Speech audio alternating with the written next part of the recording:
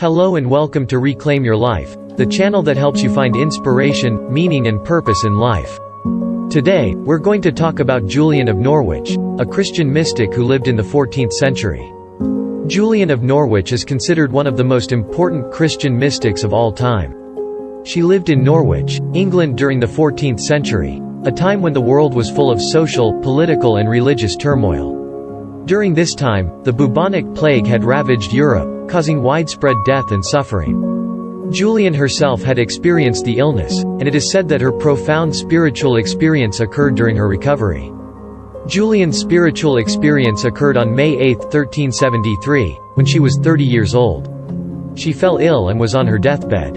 As she lay there, she experienced a series of visions that changed her life forever.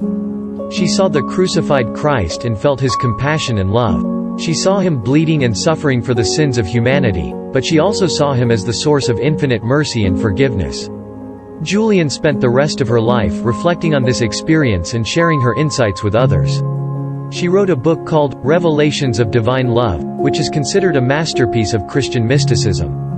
Julian's teachings were centered around the idea of God's unconditional love and the power of faith. She believed that no matter how sinful or flawed we are, God's love is always available to us.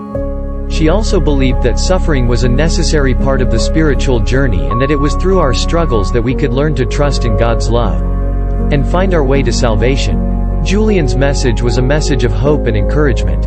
She believed that we could find peace and happiness in this life by surrendering ourselves to God's will and trusting in His love. She encouraged her followers to live a life of prayer, contemplation and service to others. Julian of Norwich's message is as relevant today as it was in the 14th century.